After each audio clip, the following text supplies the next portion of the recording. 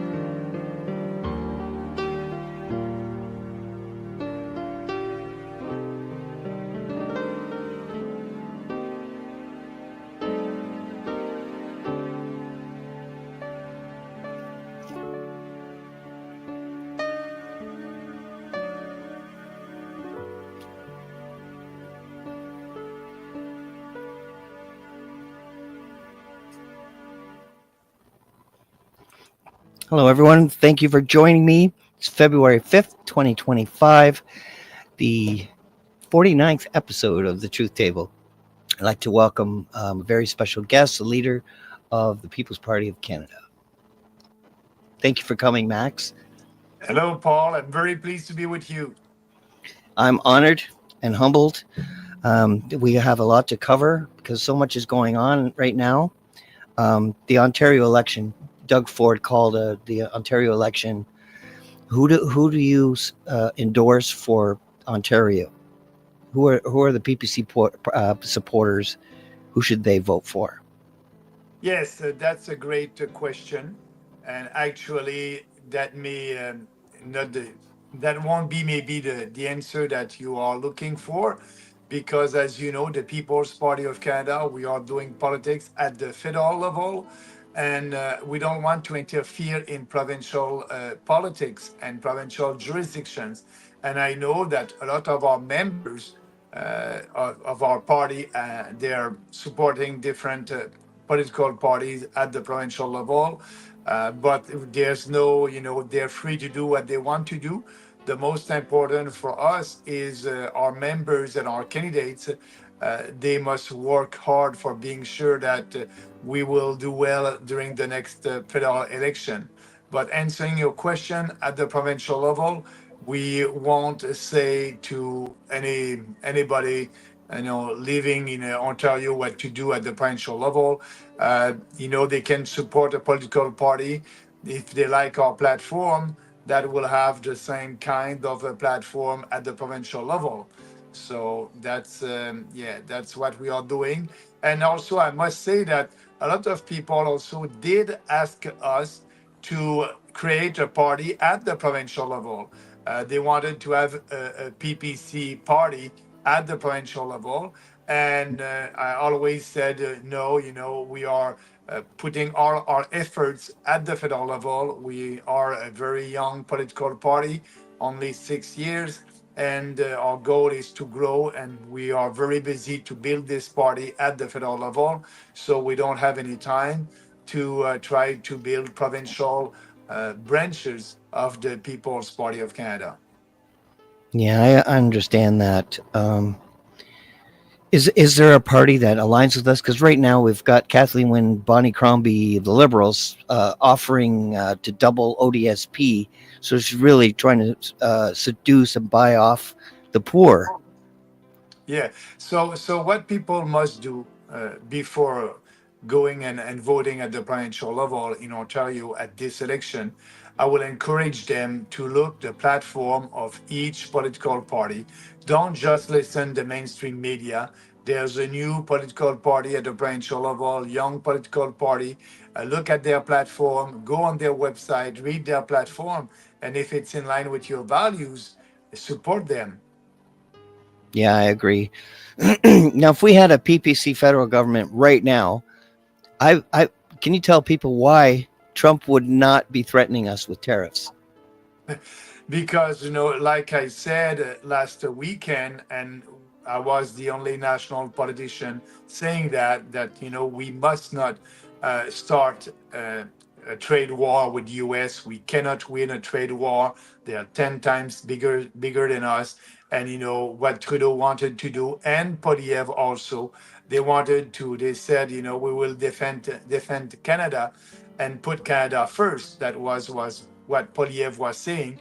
But what he was doing, he and Trudeau and Jack Mead and all these establishment politicians wanted to impose 25% tariffs on Canadians, because we must understand that that was supposed to be tariffs against everything that we are importing for the US. So the impact of that, it's raising the cost of everything that we import from the US. So it's another kind of a tax. So that Hmm. was not our solution. Our solution, go at the table and ask President Trump what he wants. And we knew it.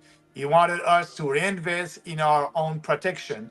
He wanted us to secure our borders. He wanted us to stop mass immigration. He wanted us to be serious about the fight against drugs and fentanyl. So that's what I said. I said that a couple of weeks ago. And now we have, a pause on the tariffs that Trump wanted to impose to us for a month. So we need to do that, and I'm pretty sure that these tariffs won't be put in place. And actually, it's a little bit bizarre. That's because of the president of the United States. Now, our government is working for our security and to secure our borders. So we needed Trump to be sure that our government will work for us, and being serious about drugs and crimes and illegal migrants. So when you are prime minister of a country, your first job is to work for your people, it's your first job, but also that's what we must do. If you do the opposite, it would be immoral.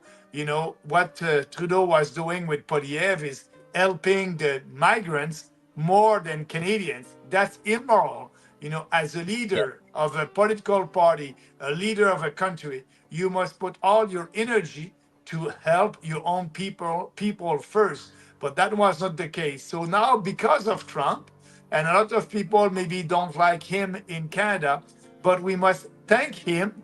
Yes, we must thank him, because now we have a government that is working for our own security, taking our borders seriously, uh, doing the fight on drugs. That's great for us. And where Canada was a threat to the national security of the American. That's why Trump wanted us to do that. But first, a threat to our own national security. So Yeah. what Trudeau is doing right now is working for the best interest of our country.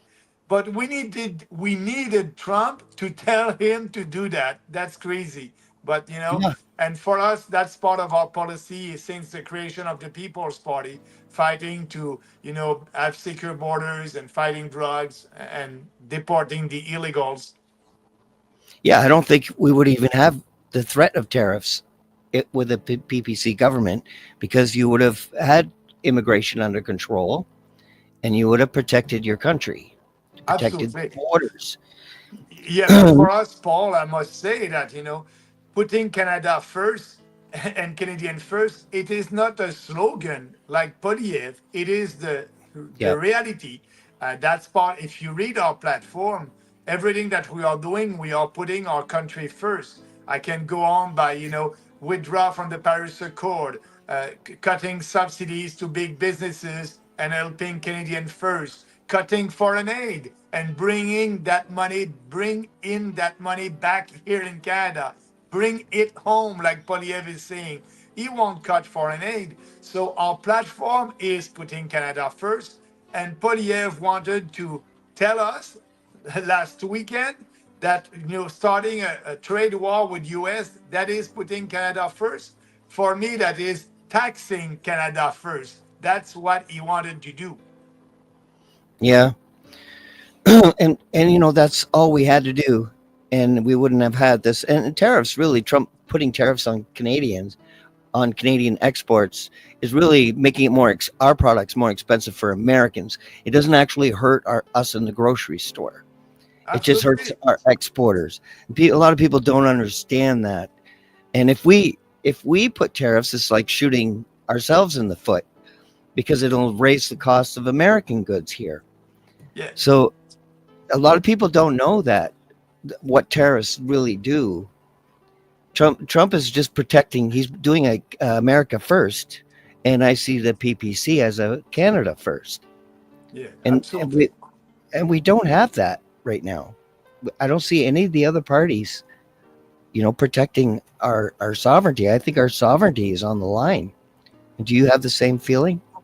Yes, absolutely. I agree with you, Paul. And speaking about tariffs, we must understand that starting that trade war, that was a consensus in Canada. And now, we are able to negotiate with President Trump, but our establishment politicians wanted that. They were ready to start a trade war. But don't forget, you just said it. All the goods that we are importing from from the US, but not all the goods. The one that we had the list of all the tariffs imposed on goods, like food and a lot of things. The price will have go up 25%.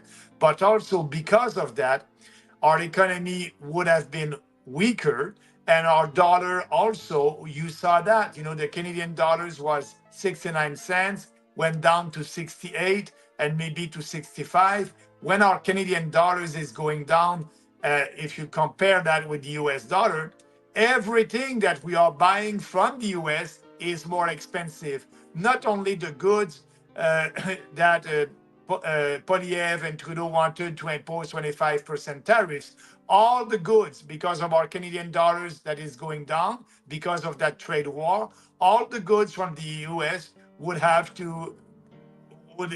be more expensive for us because of the Canadian dollars that is very weak right now and would have been weaker. Yeah, it's like the liberals are prepared to do a trade war and pandemic style multi-billion-dollar emergency relief package, which will just dig us deeper and deeper into problems.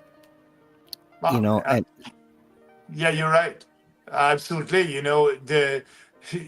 We are still paying for these programs that the federal government put in place during the COVID hysteria with the inflation tax. The inflation is not 2% like politicians and mainstream economists are telling us.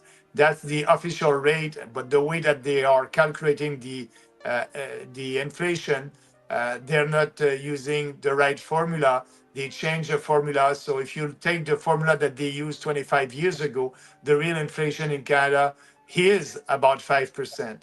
So you're right. Now we are paying because we have a huge deficit, a huge debt, and Trudeau and Polyev and Jack Mead were ready to spend more money that we don't have. So that means the Bank of Canada will have to print money out of thin air, and that will create more inflation. So mhm. all their solution was very, very bad for us, for our economy, and for our standard of living. Most politicians, I think of them as intelligent people. I just don't understand why none of them has ever, none of the parties in government have been pushing these wise ideas. To me, it's more common sense, like managing your own budget in your home. It's just common sense to be responsible. Yeah. It seems like they're trying to implode our country. Well, it's a little bit bizarre also that the last couple of days they were all saying, we are putting our country first. We are proud to be Canadians. We must defend our sovereignty. But what Poliev did and Trudeau the last 10 years, what Trudeau did, he destroyed our country. But on the economy, he destroyed our social fabric with mass immigration. He said that we are a post-national country with no core identity. And Poliev was, looking at that and doing nothing. And now, oh, it's important to defend our sovereignty and our country as a strong, independent country. But Trudeau did destroy our country the last 10 years, 9 years, sorry. And Poliev was looking at it and saying nothing. Actually, he was pandering Pierre, pandering to every ethnic community across the country with a different costume every weekend. So for them, being Canadians and defending our identity was not important. But now, because of Trump and the fear of the tariffs, they all said, oh, yes, let's put our country first. But they did the opposite with their solution. Like I said before, they put taxing Canadians first. That was their answer. Yeah, and Trump just signed an executive order today, um, removing men who identify as women in sports. So we don't have anyone with that voice but you in Canada to protect the girls' sports. Yeah, There's no one Poliev does. else. Yeah, Poliev doesn't want to do the cultural war. That's what it is, a cultural war. We are Yeah. there and fighting for, yes, you said, real common sense ideas. There's only two sexes. Poliev, is not able to say that. He's saying there's two genders. But after that, when he had a question by a journalist about what about the passport? If you apply for a passport, you have a question in the questionnaire about sexes, and they said, you know, female, male, and X. So if you're serious about that, you abolish that. There's only two sexes, male and female. But Poliev said, oh, the most important is the economy, stupid, and I will concentrate on the economy. No, the economy, you can chew gum and walk at the same time. Yes, the economy is important, but actually also, our society and the cultural war, we are doing that cultural war like Trump is doing in the US.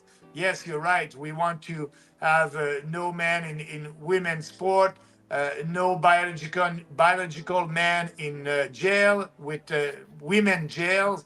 That's happening right now.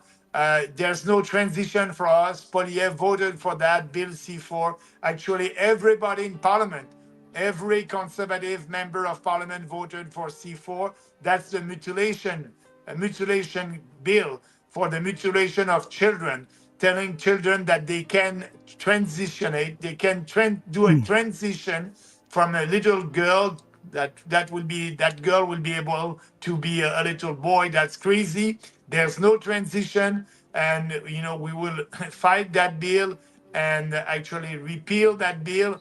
But Poliev won't do that cultural war. That is very important if we want to keep our society. That's part of our, Western heritage. But right now, that's the woke ideology, and we are there to fight that. But you cannot count on any other mainstream political parties to do that. I'm very happy with what Trump is doing in the U.S. with all these executive orders. Or we can call them the common sense executive orders, Yeah. and he's right about that. Yeah, I think you're very similar. You're very parallel. I don't see any issue, between Canada and the United States with the PPC government.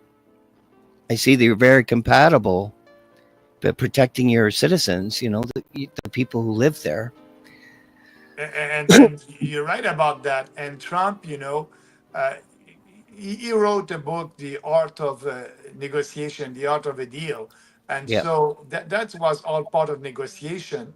That will be the same with the renegotiation, sorry, with our free trade agreement with Canada, US, and Mexico. We Hmm. need to be out there and put everything on the table and have a real negotiation. That will be another important, that will come, the 1st of April. Trump will receive a report about the trade relationship between us and the US. So we need to be ready to negotiate that. And we need to have, a real free trade and not try to protect some, special interests or industries like the supply management and the cartel in milk, dairy, and poultry. We need to abolish all that. We are paying twice the price here in Canada. If you look at the price for a dozen of eggs in the US and look at the price here, it's double the price. We are paying more because of that cartel. We need a real free trade. So we need to put that on Hmm. the table. These negotiations will come, and we need to be ready for that. But that will be, and Trump will work for his country, but we need to have somebody on the other side that will Hmm. work for us, really. Not saying, Canada first and doing the opposite by taxing Canadians with 25% tariffs. Yeah. Yeah, I think it's terrible. And you made a very important point there is all of the people in parliament voted against for children to do that. To basically become eunuchs. They'll never have children. They'll never have joy and love, and it's a horrible thing to do to a child. But I was going to ask about the supply management, and I know it's a big issue as well, which really hurts our farmers, our dairy farmers. They have to pour out their milk. That's absolutely crazy. They have Yeah, to no, dump. yeah, they have to dump milk, like you just said, Paul, because they cannot export. And we cannot import milk also. The dairy producer are producing only for the Canadian market, and they are putting tariffs on the import of milk from another country about between 100% to 300%. So Mhm. we cannot import. So they are producing for the Canadian market only, and they are fixing the price also. That's a cartel. The milk commission, the dairy commission, every year they are increasing the price of milk. Last year they did that 2 times. So they are fixing the price. It's a communist system. It's a cartel. It's a legal cartel. We need to change that, to abolish that, and like that prices would go down.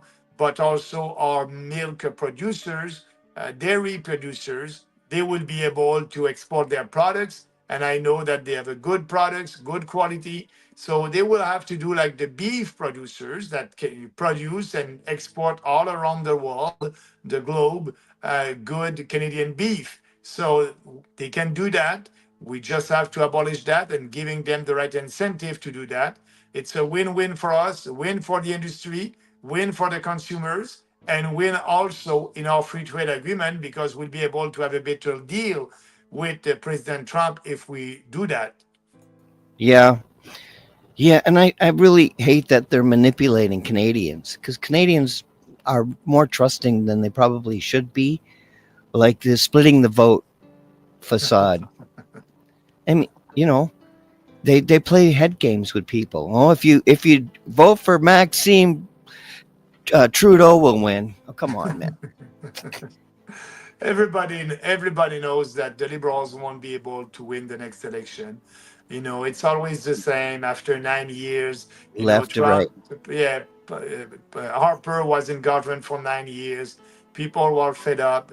They were voted for Trudeau. After 9 years, we are fed up. We want a change. They will vote for Polyev. So that change will happen. So what I'm telling people, there's no splitting the vote. Polyev will win, but now you can vote for the People's Party. There's no risk. We're going to push Polyev in the right direction. We will be Hmm. your insurance policy that Polyev is a real conservative because Yeah. now he's only conservative in name. And also, we will we will uh, we will be sure that Polyev will be honest, will keep him in the right direction. But that being said, if you vote for what you want, you'll have more chances to have what you want. So that's a nice opportunity now to vote for your conscience, to vote for what you believe. There's no risk. Look at the polls. Polyev, I won't say Polyev will win. I'm going to say the Liberals won't win. People are voting Yeah. against the Liberals. So that will be the effect. So now you're free, no risk. And if you want our voice, because we need your support. But I strongly believe that you need our voice also in Parliament. And the more support we'll have, the more influential we will be. We Hmm. are starting a revolution, and you don't start a revolution in one election or two elections. Look in UK, Nigel Farage. It took him 7 times to be elected. He was Hmm. elected at the last general election with 15% of the vote. He was able to have six MP, six candidates elected, and now he's about 25% in the polls. So it's going very well. That populist revolution will come in UK. The populist revolution is in US right now with Trump. The populist revolution will be in France with Marine Le Pen. I'm pretty sure that she will win in a year the presidential election. And you have a populist movement in Germany. We are that movement here in Canada, and we'll do well at the next election if people are voting for their ideas, for their values, for what they want. We will be able to grow, and we will be more influential, and that populist win coming from other countries will come to Canada. Yes, but see, there's the problem. Another problem I have is the manipulation. Like, look at this poll. This is the same period, the same area. This is Ecos and what is it? Abacus. Two different polls, same place, and look at it. One has the liberals on top, one has the conservative, but one of them doesn't even include the PPC. Yeah. Will the PPC government ensure that polling places are honest? Where I think every registered party should be on a poll, whether Uh, they're the Marxist Party or you yeah. know. No, you're absolutely right about that. These uh, corporations and journalists also are, canceling us or ignoring us because they know that we'll grow faster if they give us more coverage. But it's unfair. That's the sad reality. And Yeah. they don't want to put our name over there. They're doing like we don't exist. But yes, we exist. We had 840,000 people who voted for us at the last election. We had 5% of the vote. We will grow, but it's more difficult here in Canada because of that. They are, canceling us. But that's why I'm with you. That's why I'm doing a lot of podcaster, YouTubers. I'm very active on social media. We have our candidates all across the country who are active on social media. I know that some of our candidates will be with you this tonight. That's great. You are giving them an opportunity to be known. That's important. Yes, we will have a candidate in every riding, and everybody will be able to vote for us. So that the way to grow the party is with our candidates that are out there, that are in the street, on social media. Myself, I'm traveling across the country. This weekend, I'll be in Quebec City, doing some events. And I can tell you that the party will be ready for the next election. If the Hmm. election is coming this spring, we will be ready. If it's this fall, that's the same thing. We'll be ready with the same ideas and pushing the same vision for this country because we are the People's Party, Paul, and we believe in people. We have faith in people. We have faith that you have the ability, the dignity, and the right to do what you want and to be able to achieve your dreams. That's important. A smaller government that will respect taxpayers and respect our constitution. So if people want to know more about our platform, Paul, they can go on our website, peoplespartyofcanada.ca, click on platform, read our policies, and I will challenge people to go on the website of the Conservative Party of Canada and try to find Pierre Poilievre's electoral platform. You won't be Hmm. able to find that. Poilievre doesn't have a platform because he doesn't know, he doesn't have any conviction, he doesn't know what he will believe in when the time of election will come because he needs to do some pollings before that. That's simple like that. Yeah. No, I'm with you. Would you make it paper ballots? Would you bring back paper ballots across the board, like as a in every provincial? They're using Dominion voting machines right now, and Yes, you're right, Paul. They're using that in Ontario. They're not using that in Quebec. And the good news is at the federal level, we don't use that. People must go and vote, and we are counting votes by hands. That's why we need scrutiners that will be there to check when they're doing the counting. That's a great system. What I don't like, we are doing at the federal level, is the mail in ballots. I don't believe in that. Last election, Election Canada said that they destroy more than 200,000 mail-in ballots. We don't need that. We must have one voting day. That must be a holiday for everybody. Not being able. Now we are having a lot of days you can vote in advance and things like that. No, the election must be one day. Everybody must be able to vote it because we must give them an holiday, and it must be in person with an ID card with your photo and your address. And Yep. you must show your face at the same time. That's it, and no mail-in ballots anymore. That's a problem in Canada. Elections Mhm. Canada is promoting mail-in ballots. I'm against that. You can have fraud there. So I prefer the old way. You vote a day, the same day. We are counting that. We know the result the same night, and that's it. Yep. I'm going to bring in payment. If you wanted to add something to the what we were talking about. Sure. No, I mean, I agree with everything Max said. Obviously, he's the leader of the party. But beyond that, I agree paper ballots are the way to go. No mail in ballots. And Max touched on an important point. Only have one day for elections, not advanced polling, advanced voting. And the reason is whatever money you have for security, as you increase the number of days, you're stretching out that security. So what we saw here in BC in my province is boxes. They started getting taken home by these election officials. And the argument they gave was, oh, we didn't have the staff to monitor them. So one day, put all of your money in security on that single day. Yeah. And Peter, welcome, Peter. Yeah, hello. Hi, Max. Hi, Payment. Hi, Paul. Thanks for having me. I agree with that. I think it's great that the idea of having a holiday on election day, stop with mail-in ballots, stop with even on the mobile ballots. I did an analysis of the last election, and, I was getting on one poll as high as 20%, other polls, less than 2 or 3. But I found on the mobile polls, we didn't get a single vote, not one vote on the mobile polls. And I don't even know what those are. I haven't been able to assess what those are. Now maybe that was my fault. I don't know. But it would be a good idea to figure out what that is and why that is. It might be my fault. I don't know. But I think it's a great idea what Max suggested. Yeah.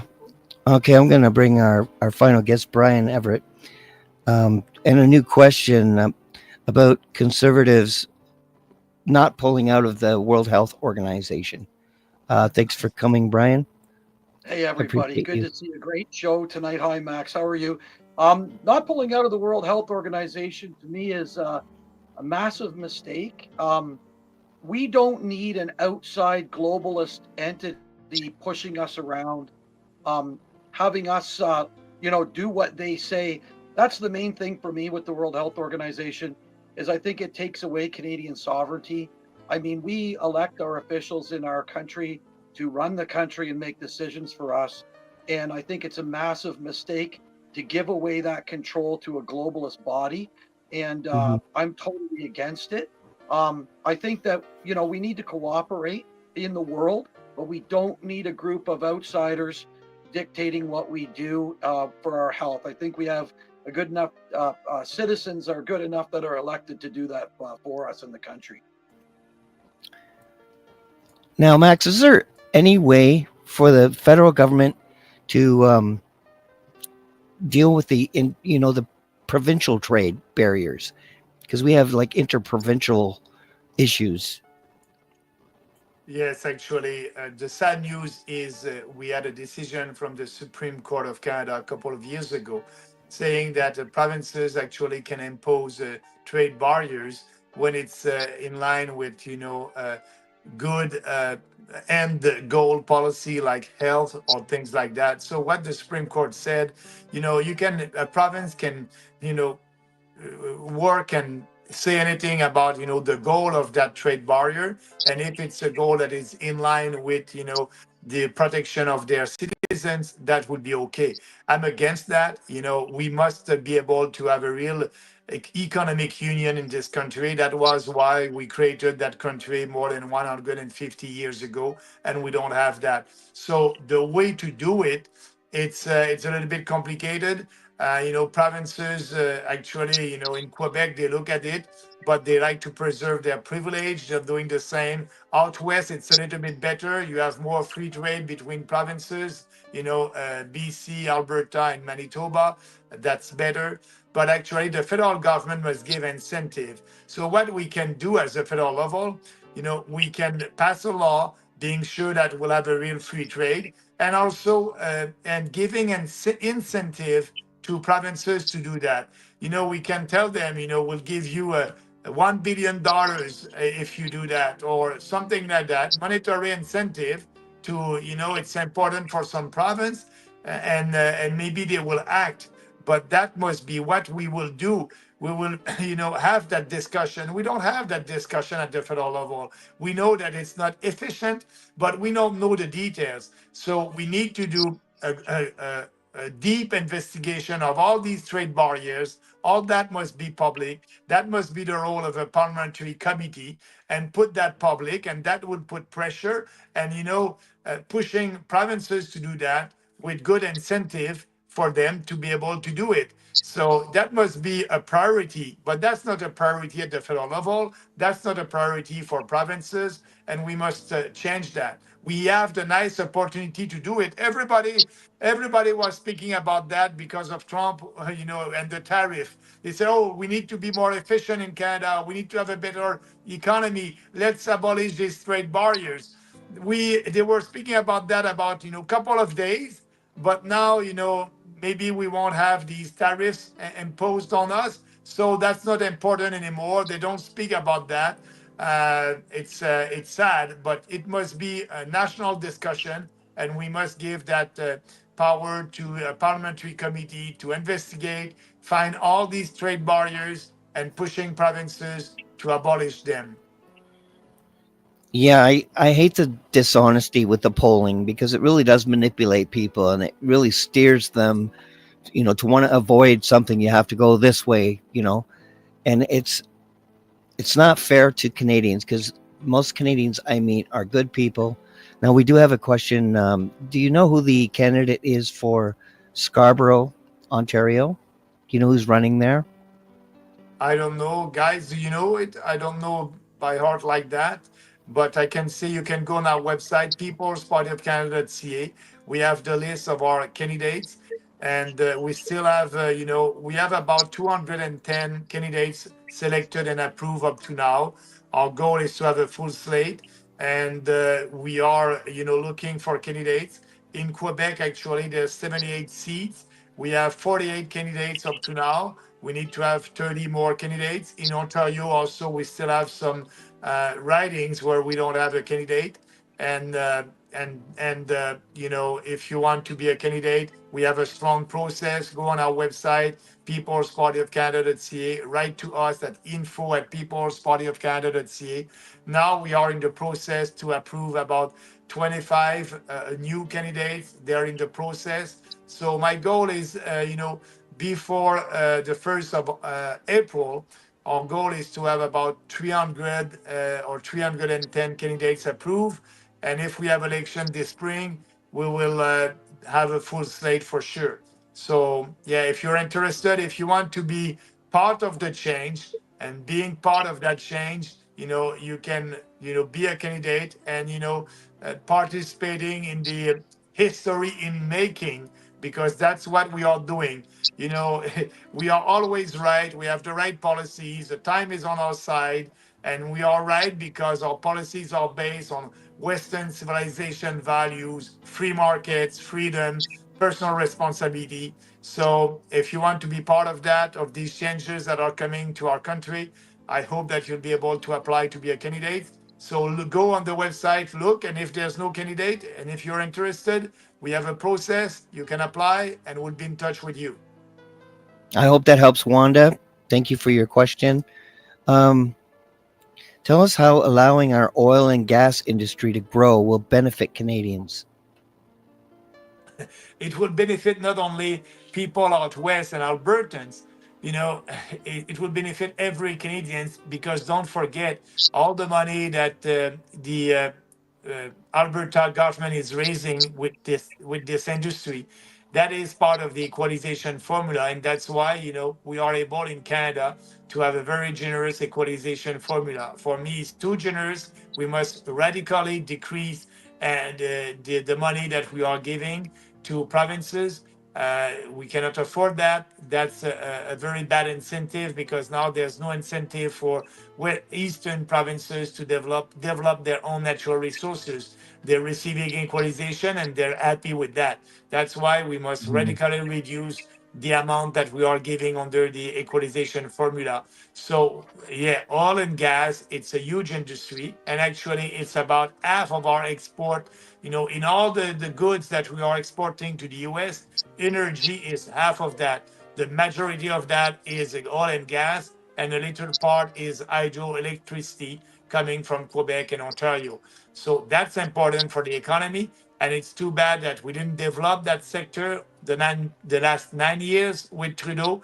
We need to have pipelines. I said that in 2019 in the national debates when I was able to participate, that we need a pipeline that will go to the East Coast, another one that will go to the Pacific coast. So we don't have that. Now we know we have only one client for our oil and gas, that's the US. We need to be able to diversify, to sell our natural resources to other countries. So that's another priority, to build these pipelines across the country and lower taxes and having a real economy that would be more productive with good free market policies. Yeah, well, I believe in your policies. I read through your platform, and it just seems like all the five parties are just doing everything they can to silence you. So I'm glad you're able to get on multiple podcasts and at least let people know what's going on. Like Jagmeet, leader of the NDP, said you had no right at the debates. I mean, how can they even say such a thing? Because they're afraid. They're afraid of our ideas. They don't want any competition. And they are not able to argue. We are on the right side of the argument. So if they don't want Yeah. to argue, they try to cancel you. But that being said, Paul, I will have to go, and I know that you have our candidates with you. I have another podcast actually in 5 minutes in French. Right. So I'll do that one. But I want to thank you for giving me that opportunity and having our candidates with you tonight. Thank you, Maxime. I look forward to seeing you again, and hopefully we'll have another podcast before the election to get the word out to as many people as possible. Thank you, and have a great night. I look forward to seeing the election results with a win. Thank Thank you you. very much. Thank you very much, and thank you for giving us and our candidates the um, uh, the opportunity. Sorry, the opportunity to speak and explain, because we have Mhm. great candidates across the country with different backgrounds. So that's good. I want Canadians to know them, and tonight that would be another opportunity. So thank you, Paul. Thank you, everybody. See you another time. Thank you. Bye Thank you, bye. Matt. Bye. Now, Brian, now I've got you in the big box now. Would you like to add anything about the oil and gas industry and how we could refine it here? Yeah, I sure would. I don't know if you know or not, but I'm in Sarnia, Lambton, Bekedwinong, and we have 4 major refineries here in southwestern Ontario. Um, it is absolutely imperative that our oil continues to flow.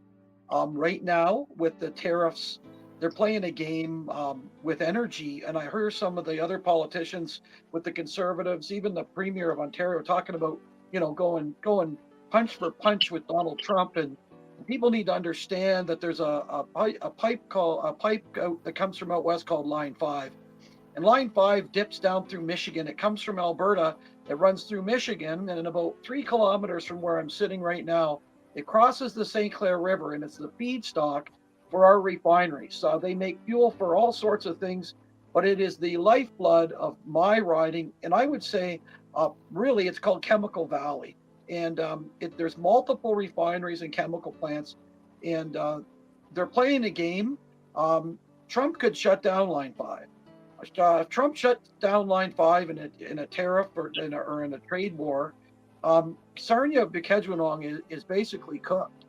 And that's why when I was watching them talk about, we'll take your energy, we'll stop your electricity, we'll do this and that, I thought to myself, oh my God, do these politicians and the leaders from these other parties have any idea what they're doing? And I think Max was right on the money about building pipelines, and he's right. We've been using 9210. He wants to use that to go in Quebec. A lot of times people don't want them. Like Quebec always leans that they don't want pipelines, but the fact of the matter is we need to have that stability in our own country, because my riding's at risk right now, and it's because we don't have the infrastructure in place to serve our oil and gas needs. And I mean, when you look at oil and gas, you watch the other side of the spectrum talk about, we need to cut back. We actually handcuff our production, the Liberals have. And you take a look at that, and it's sheer insanity, because we have social programs in this country that are propped up by oil and gas. And, the people who want to cut off the oil and gas are the same ones who want their health care paid for. Well, you can't play both sides of that card. You have to be able to use your resources for wealth. And that is where it is for Canada. We're a wealth-rich, resource-rich country that can build wealth on that. And we talk about the Paris Accord as another issue. We are a standalone country. The Paris Accord affects us a lot differently than it does other countries that are involved. So Max hit it out of the park about oil and gas. We need the infrastructure, but for my riding, we're under threat right now. And this 30-day delay in the tariffs still has me very, very worried about what's going to happen in 30 days. And I know Trump's got the art of the deal. I know he likes to throw stuff on the table. It's not Trump that I'm worried about. It's the response from our other politicians in the country. Yeah, I would have to agree. Anybody like to add? Payman? Sure. So when I look at things like oil and gas, to me, they're natural resources, and I look at them in a free market perspective. So you do want to develop them, and you do want to make a profit off of them, just to increase the country's wealth. It doesn't just have to be oil and gas. It could be timber. It could be mining. It could be fruits and vegetables with farming. With oil and gas, you also have the issue that it's energy, and it goes into everything else. Like if you don't have energy, your factories can't run, your shopping malls the lights won't come on. So we need to. We need to have some sort of national energy plan to try to get Canada to be a little bit more self-sufficient. So I don't agree with what our leaders have done right now, where they've gotten adversarial with the U.S. We have to get on better terms with them. They are, they're a superpower on our southern border, or on our border. Yeah. So we do have to get along with them, but that doesn't mean that we can't act like adults and develop our own resources and try to be as self-sufficient as possible. The other thing I'll add is there's been this campaign to try to deindustrialize the world and decarbonize, and it's really hit Europe very badly, and it's also spilled over here to Canada. So there's what you really need is strong leadership to get out in front of these people and say, no, yes, we want a clean environment, but no, we will not commit suicide and destroy our country in the process. This is happening. You're welcome to protest legally, but if you start damaging or getting in the way, we're going to use the law to the full extent possible. That's my response. Yeah, well, I would have to agree with you. Peter, would you like to add anything?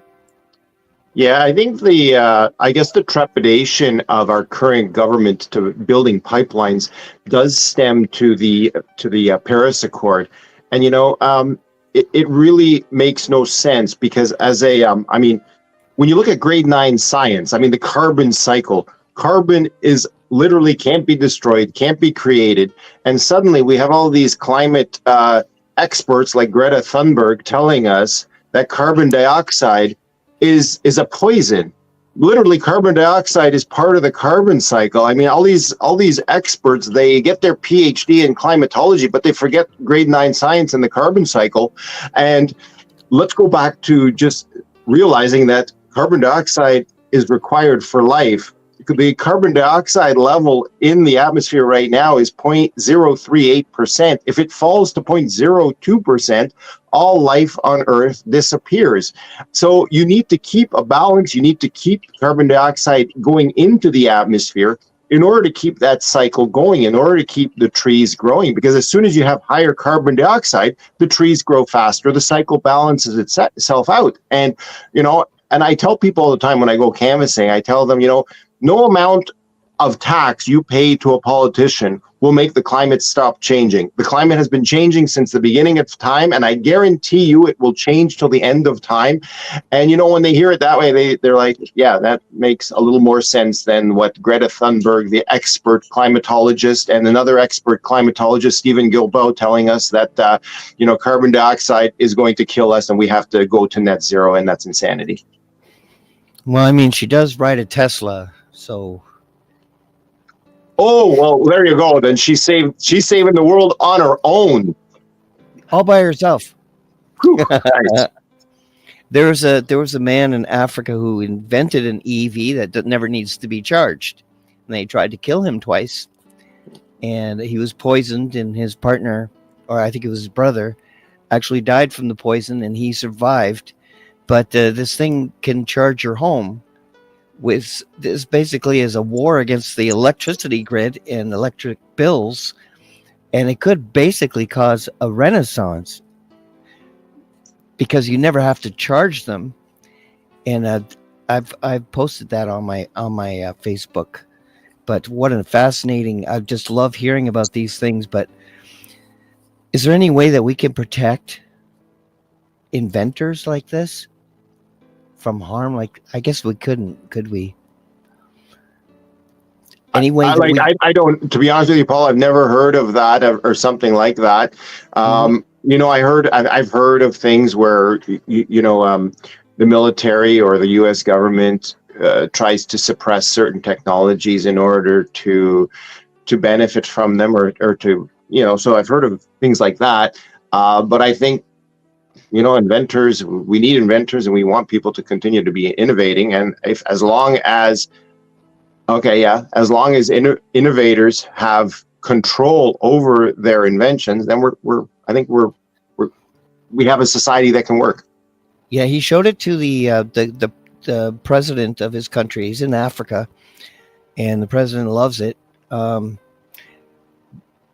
it's only $14,000. So he just destroys Tesla's price. Plus, there's no charging. He never have to charge this thing. It doesn't explode or catch on fire by itself or weigh 17 million pounds. Anyway, I'm a little off track, but I am excited about these things. And the PPC party, I think, is the kind of party that if something like this happens, that they will expose it. So it will, exposure will protect the inventors by putting it out there, making it happen. And I really believe the PPC party is the only one that would help promote something like this. And it would be worth investing in something like this. If we, any kind of invention that could free our country goes parallel with the PPC platform, I think. I mean, do you guys agree with me? Payment? You want to? Okay, sure, I'll take that. I wanted to add something to what you said before. oil, since we got on the topic of climate alarmism and this whole climate change hoax, oil is its own battery. So with Tesla or something, you got to get solar panels, and then you got to put in this really toxic battery. They don't get recycled. They're very dangerous. They're very heavy. Oil is basically Mother Nature created a perfectly efficient energy source and battery storage system. Regarding the gentleman in Africa, I mean, I don't know about their case specifically, but if something happened like that in Canada, I'd like to see the government, reward them, showcase them, try to help them in any way they can. Obviously, going through the private sector would be best, but the government should not stand in the way. Yeah, I agree 100%, but it seems like all the 5 parties are working against us. They're all like pro WHO, pro WEF. They've all sold us out. They all voted, like Maxine said, they all voted to let children, turn themselves into eunuchs just so they feel better. I don't think any of us would do such a thing. We certainly would say no. Yeah. Now, will the PPC government remove biological men from women's sports like Trump just did today? Brian?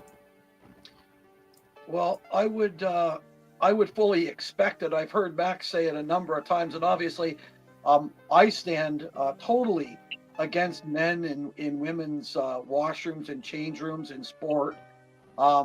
It is absolutely off the chart insane to me why we would let our and I put it like this: our daughters, our wives, our mothers, our aunts, our grandmothers, all of them are in danger as far as I'm concerned when we're letting men into areas of privacy for women. And we need to stand against that on every corner and everywhere we see that type of ideology. And I try not to speak for everybody, but from the consensus that I've been and the people I've heard in the People's Party, we are all on the same page on that. That's a thing, and people make light of it. Same thing that goes with the drag queen story time.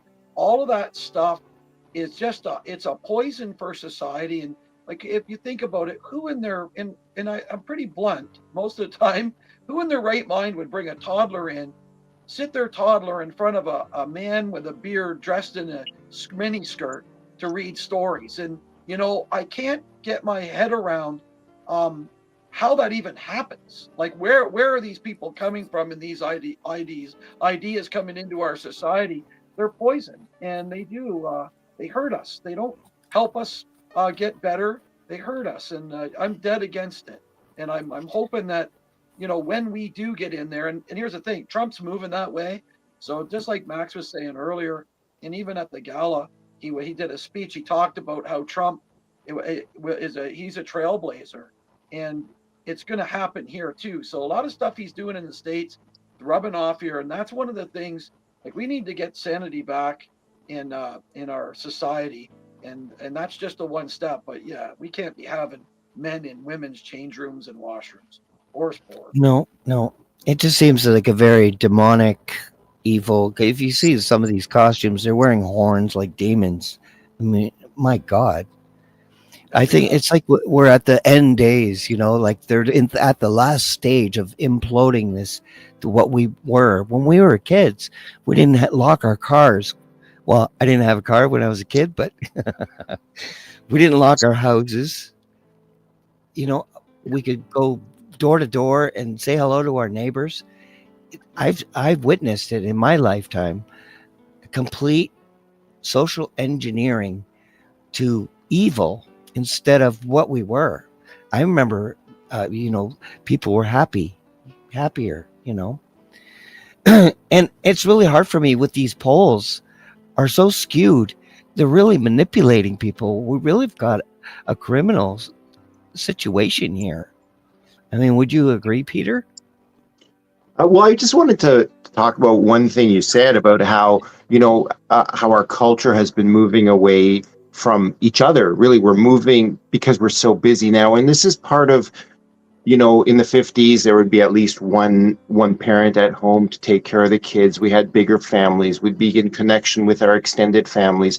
Society, I mean, I don't know if it's something that's contrived or if it's just happens in the way that society has moved, but people move away from their families, so they're disconnected, and so there's all these weak relationships. And we need to have family. We need to have God as well. When we forget God, when we try to kill God in our country, then we no longer value our families as much, because everything is transient and there's nothing that is about the transcendent. We're only worried about what's over our head. And, you know, the old adage is that whoever dies with the most toys wins. And when you look at life that way, all you can worry about is getting to work, earning more money, and not worry and not be concerned with the things that really matter, like joy, family, and as far as I'm concerned, things that are even more important than that, the transcendent, what happens the moment after you die. And we don't know what that's going to be, but I believe the way I live my life now will dictate what happens to me at that moment. Well, I envision, you know, someone fanning me and someone feeding me grapes. Sorry, it was my little.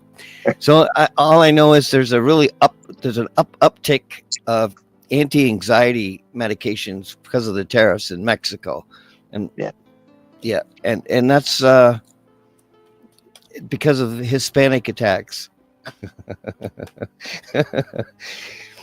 We have to laugh, because if we laugh, we can heal each other. Laughter is healing, and that's why I make jokes sometimes. That joke was so bad I couldn't even laugh, Paul. I tried. I know, I have to catch you off guard or it doesn't work.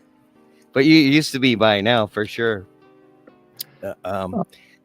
But humor is okay. It doesn't make us less serious. It doesn't make us jokers or immature. Pulling American liquor off of the shelves is immature. What Doug Ford did is it hurts us. These are our friends. These are our brothers and sisters. They're right across the river. And, you know, saying you can't make any money because tariffs only hurts them. Our products are more expensive for Americans with tariffs.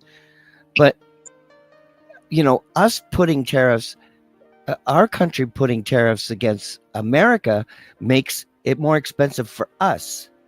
So our government is hurting us by putting tariffs against America. But pulling, you know, the shelf is like pulling all the products from a shelf is like a jealous girlfriend, you know, just wants to destroy your house. So this is a very scary leadership we've got here with Doug. He's not acting conservative, and he's certainly not treating our neighbors as he should. So I'm really concerned with this February 27th. I mean, Bonnie Crombie is offering double for ODSP. So she's trying to buy the poor people on disability. She's offering to double their amount in 2 years. So what would the it's a provincial government, and Maxine doesn't really want to endorse any party, but do any of you want to at least mention a party that may be aligned with our party, with the PPC platform? Do we have such a thing in Ontario? So in Ontario, Paul, I mean, there are two parties. There's the Ontario Party and the New Blue Party. I know like really good candidates in the Ontario Party. I know the New Blue candidate in my riding is a very good candidate. I'm going to be voting New Blue because as bad as Doug Ford is, he's terrible. I don't think the Liberals or the NDPs would be better. That's for sure. So he's really exposing himself during this last little hissy fit that he threw against Trump. I mean, unfortunately, this is the kind of man that is leading our province. But hopefully he's exposed himself into what kind of petty person he is, that he's more willing to basically feed his ego rather than protect the citizens. And if I can go to Brian now, same question. I agree with Peter on the two options. I know we had the PPO, and we've got a few different parties in the province. I haven't made my mind up yet where I'm going, but I can tell you this election provincially is absolutely about the person for me.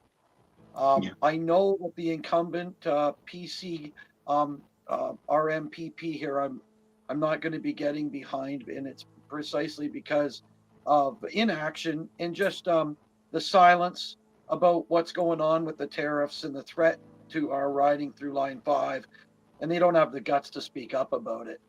They're probably being told not to, but it is right. You're right. This picking a fight with Donald Trump by Doug Ford instead of trying to work together, like he asked to get less drugs and less bad people at the border. Those are two things that, if I was the politicians in this country, I would have got on an airplane together. Like I said it, Poilievre, Trudeau, and Singh should have flew right down to Mar-a-Lago or the White House and had a little bit of a summit, made a big to-do of it, and sat with Trump. That's what he's into. He's into working together and making everybody come together, but they all went against him. Doug Ford, he's off the starting line before the gun even went off, and he's tearing booze off shelves. And, you know, you watch same thing with Poilievre. He went with Trudeau. He talked about dollar for dollar tariffs. Well, what does he think? Like, you know, these guys are trying to run the country and province. And what are you doing to us by showing your cards to Trump that you're going to work against him? It was the dumbest move I've seen in years in politics. What just happened over the last few days. Like I say, I'm waiting to see. The New Blue has somebody in my riding that has always been reasonable for me, but I'm going to wait to see if the Ontario Party gets somebody in. I haven't heard yet, but it's a toss-up for me between those two, and we'll see. I'll judge it by the character of the candidate. No, I would have to agree with you there. Now, what's Novavax? New Blue has shares in Novavax. Is that a drug or something? I No, we think do. that was back when during COVID. I saw that story as well. I think the head people of Cariolis and I don't know for sure, and I just remember reading that they had investments in it. But you know, there's a whole bunch of stuff that came out during the time. You really never know what to believe in. You know, you could have an advisor that's telling you what to invest in, and all of a sudden and rumors can happen because we're dealing with war parties here. They're willing to fight and lie and cheat to get in there. So it's a little scary. I feel really sad that there's no People's Party. Hopefully there will be one day, but Max is more focused federally, and I think that's important too, because I think federally our sovereignty is at stake at this point. Well, there is one. It's called the Populist Party of Ontario, and I know Jim Torma is the leader of it, and he brought it out in the last election. So who knows if they'll get traction? But like I said, I think with the surprise election, it took a lot of people off guard, including the new parties that are trying to compete with the major parties. Even the New Blue, they've been sending out some things in the mail. The Ontario Party took on Randy Hillier with Derek Sloan. So I think it was a shock, and I think that there are not a lot of prep time, and that plays in Doug Ford's favor. So we'll see what happens. And the Kathleen Wynne Liberals are trying to buy votes with offering double ODSP. So they want all the people, you know, that are suffering in wheelchairs or having mental illness from all the abuse from them. They're the ones that abused us. But anyway, I just wanted to add something to what Brian said about Pierre Poilievre and his handling of the whole tariff situation. And it shows you when Pierre Poilievre does not have polling data in front of him, or he doesn't have his advisors telling him what to do, he really handles things very poorly. And, you know, his instincts are bad. And this was a perfect example of his instincts, him acting on his instinct, and it being totally the opposite thing of what he should have done. And now he's realizing he screwed up. But, you know, we need leaders who know what to do when they're put under pressure. not 2 weeks later after they see the results, but they got to be able to make the right decision when it counts. Yeah. Payman, do you have any insights on the provincial election? I do, but I just like to say, I fully agree with Peter. Like Pierre Poilievre messed up big time. He doesn't really. I never thought of it that way, but you're right. He doesn't have good instinct, but he gets bad advice, and he's taking this advice, and it's just.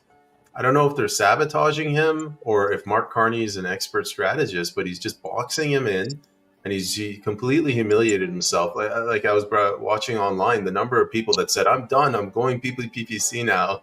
Like it's good for me, but what kind of a leader is that? Regarding the election in Ontario, not my province, but I would recommend voting for PPC candidate Arnold Hainaut. He's also representing the New Blue Party in Sault Ste. Marie. Oh, that's good to know. Yeah, because I do know that like Peter, he runs in different elections as mayor and locally and federally. So I think once you're in the PPC party, you realize how bad of a situation we have. And so I admire all of your dedication and your willingness to put your head on the chopping block, because we are dealing with people that will try to hurt you your character, and they'll dig for anything they can.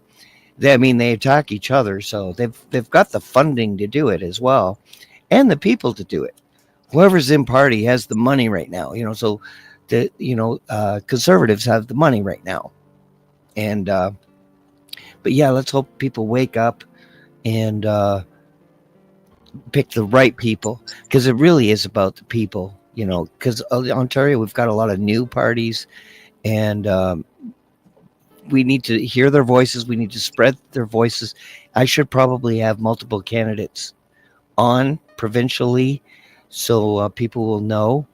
But I think we should have a couple of shows before the federal election, just as an informative, so people understand the difference between us. And I keep saying us like I'm running, but I'm not. I did run. I'm a libertarian, but I'm also a PPC. I really believe in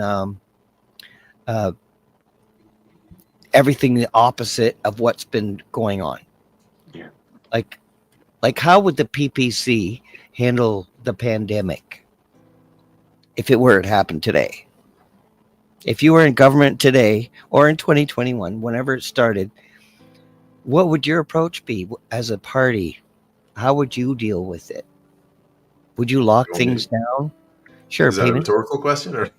No, I'm going to ask everybody, but you first, because you're in the big box.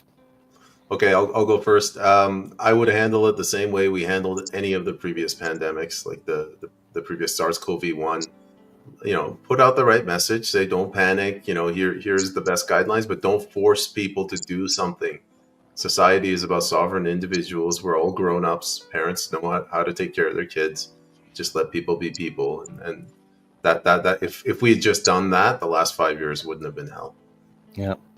Thank you, Peter. Yeah, I think the way it was handled was pretty much everything was done wrong. They rushed everything. They rushed these government contracts in. And I've been out going canvassing, and I carry the contract with me. So I show that the government knew that the vaccine could have side effects, and yet they mandated it on people, and it turns out there was side effects on it. So they did everything wrong. In terms of masking, the lockdowns, the vaccine, the fact that they gave indemnity to all the big pharma companies, how they protected big corporations, and they did not protect the individual, and they did not protect human dignity. So they really, we would have done things pretty much almost opposite of what they did. And I hear a lot of times that you say, well, you know what, they didn't know, there was a lot of fear. And I said, and I always answer back. I say, yes, they didn't know. So how could they make decisions on what they didn't know? They should have been making decisions about what they did know. Brilliant answer. Brilliant answer. Absolutely. Thanks. All right, Brian. Great response, Peter. I'm on the same page. The one thing that what I'm looking at, and obviously we wouldn't be doing anything like what was done, but now they're hiding, and you watch all these people who were victims and were coerced and pushed into it, had their livelihoods threatened, and we're not hearing about that now. Everyone wants to say, "Oh, it's over. Let's move forward," and that's what we're watching. Well, we haven't been to an election. If federally to judge them on their what they did during the pandemic. So I haven't forgotten, and I definitely won't be forgetting during the debates periods that we have here in Sarnia-Lambton. I will be bringing it up, and absolutely we need to let people make their own decisions. We need to make sure that we're not giving in to big pharma for money, and we need to let the doctors do what they need to do. We can't have our bodies and our government bodies interrupting. We can't have something like, especially with the media, the stuff that was going on for censorship was absolutely out of control. Even to this day, I think that the reason you can't share news stories on Facebook is because of the pandemic. They don't want people going back and actually seeing. They got through their PSYOP, it was in the national, and they don't want people to go back and take a look at what they did. So I would say everything opposite, like Peter said. It's a disaster what they did to our society. Yeah, I would agree. If someone's sick, you take their temperature, you give them orange juice and healthy food. Speaking of healthy food, my last question for all of you is, will the PPC party create a gold standard of healthy food and end the financial conflicts of interest? Starting with Brian. Well, I'm hoping we do. Obviously, like if you look over to the States, you see Kennedy in there. He's really throwing her down on getting the proper foods and making sure people have a healthy life, right? He's getting in there, making sure. But the thing is you got to have healthy food that's cheap enough for the people to purchase. And it just seems like, most of the time the food that's not good for you is cheaper. And and it comes down to the fact of blaming the carbon tax for grocery prices, and then we've got a group in the country that fixes prices on milk, eggs, and poultry, which are healthy foods, and but that's where you get the expensive stuff. And the influence that they have is tremendous. But as far as it goes for me, we need to have a. I can remember seeing all the foods they would push up to people, in the chart changes all the time. And when I was younger, well, I think that's part of the issue, right? Our healthcare is massively expensive because we don't have healthy lifestyles in the country. And I think it does come down to our foods, what we consume as Canadians. We have excellent farmers. We have a great our orchards. We've got the ability to grow vegetables and create and produce healthy foods, beef, everything. We have it here in Canada. So I think we need to do that. I think we should put priority on that, and maybe in some of our policies, and get it into our purple book, because I think it saves us in the long run, and it's healthy, and it helps us just to be better, feel better and be a better society. Yeah. Awesome. Payman? Something Peter said earlier, where he said our families were kind of moving apart. Well, when I was growing up, my mom was pretty much the head of the household, and she controlled everything we ate. Short of maybe bread, everything else was made from scratch. I would rather have something like that than mandated through government, because I find whenever you have more government, you just get more problems. I've been a big advocate of somehow creating like a two-tiered system, something to say, if you're a small farmer and you're smaller than, X $100,000, then you're not subject to any regulations or any taxes. So that gives a leg up for the little guy producing relatively healthy food for cheaper price. I definitely don't want to create a bureaucracy federally. So if we're gonna create something like RFK's department, at least do it provincially. Yeah, where there's standards, like no poison is allowed. I mean, it Yeah, doesn't have to be yeah. complicated. It's not complicated like these red dyes and yellow dye and all these, these mystery ingredients. People don't know what that is. Red dye. Oh, well, I don't know. I see orange juice. So yeah. I mean, it doesn't have to be complicated.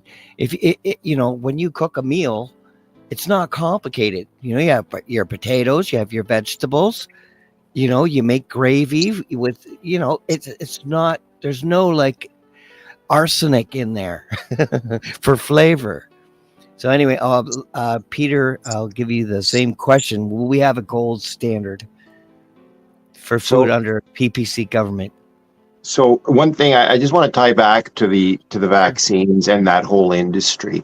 When you look at every single medical school in Canada and the United States, the largest benefactor of every medical school is some sort of big pharmaceutical company.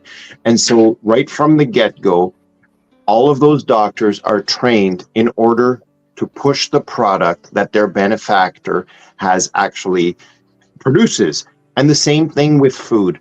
The big corporations, they buy out the politicians. They continue to push all this food, not because it's healthy, but because it makes them more profit. Like Monsanto is a great example of a company that has incredible control over the market because it controls a huge lobby group in the United States. I don't know in Canada how powerful. I mean, I know they're very powerful, and I know they have a very strong lobby group here as well that works right in Ottawa, trying to convince our politicians what is not good for us, but what is good for them.